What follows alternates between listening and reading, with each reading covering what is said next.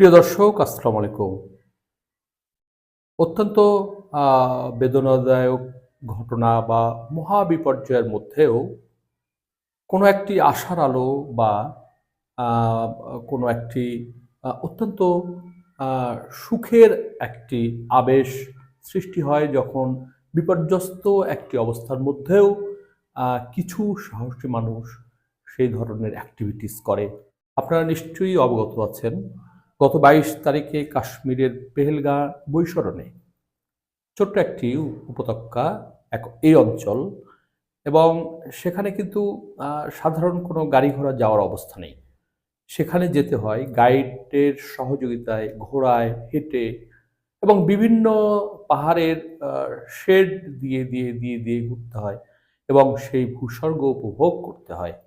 মানুষ সেইভাবেই সেখানে যায়, সেখানে ঝর্ণা, সেখানে গিরিপথ, উপত্যকা, তার সৌন্দর্য, ঝাউবন, সুন্দর আ ফলের বাগান সেটা তারা লক্ষ্য করে এবং এটা একখণ্ড সুইজারল্যান্ড। সেই জায়গায় অনেক গাইড কাজ করে। এখানে রুবিনা এবং মমতাজ নামে ২ বোন।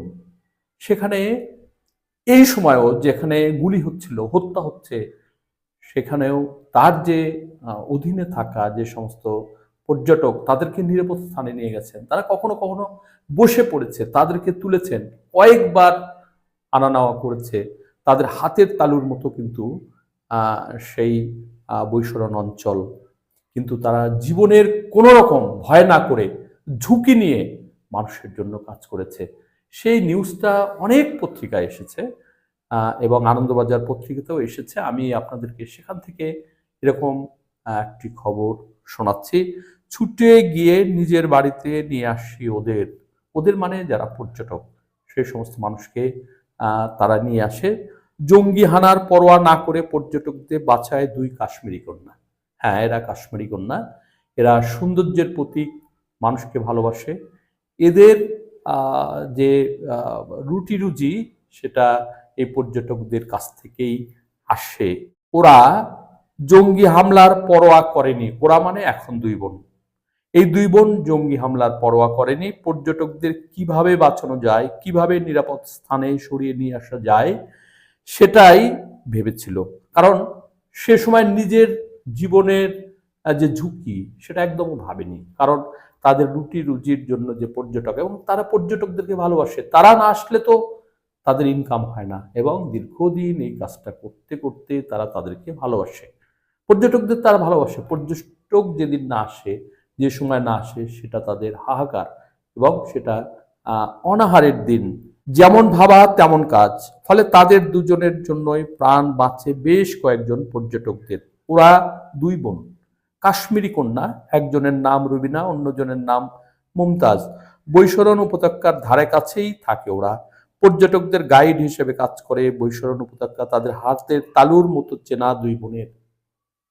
কারণ যারা বাহির থেকে যায় তারা তো চিনবে না। পাহাড়ের উপত্যকায় ঘেঁষে কোন পথে গেলে সামনে এরকম দুর্বিষহ ঘটনার মধ্যে আবারও পড়বে না, বা পথ হারিয়ে যাবে না, বা কোনো ঝিরির পাড়ে গিয়ে তারা আর ফিরে আসতে পারবে না।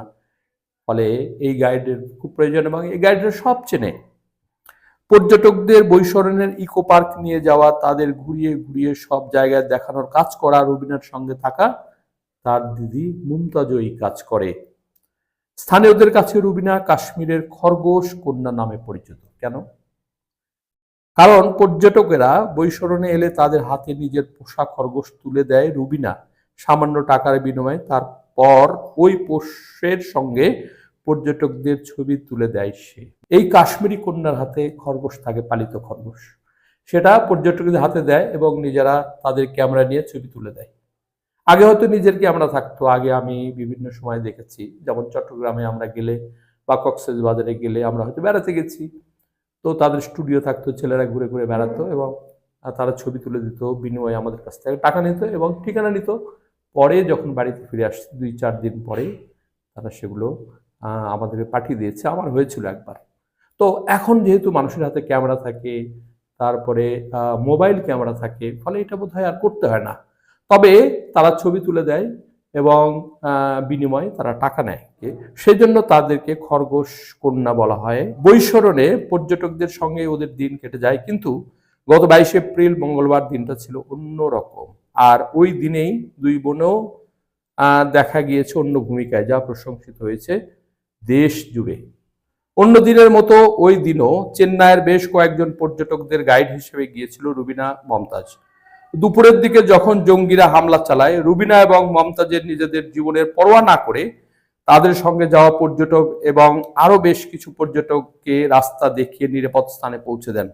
শুধু তাই নয়, পর্যটকদের সঙ্গে থাকা শিশুদের যাতে কোনো রকম ক্ষতি না হয় আগলে নিয়ে যায় দুই বোন। প্রথমে কয়েকজন পর্যটককে নিরাপদ জায়গায় পৌঁছে দেয়, তারপর আবার আরো এক দলকে পথ দেখিয়ে নিয়ে আসে। এভাবে বেশ কয়েকবার ছুটে ছুটে গিয়ে পর্যটকদের ভাগে ভাগে নিয়ে আসে দুই বোন।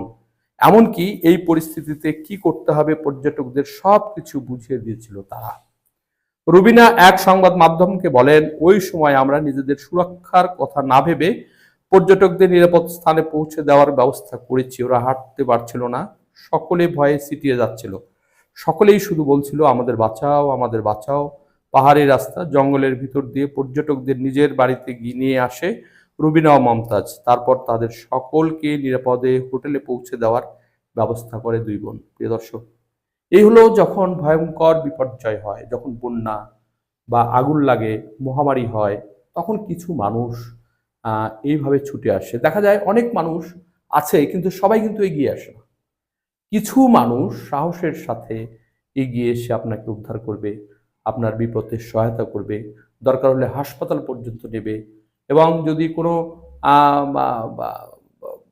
প্রয়োজন হয় আরো 2-4 দিন থাকবে, সহায়তা করে তারপরে সম্পূর্ণভাবে মুক্ত করে দিয়ে চলে যাবে।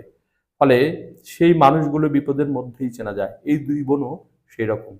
প্রিয় দর্শক, আজকে এ পর্যন্তই। সকলে ভালো থাকবেন। আল্লাহ হাফেজ।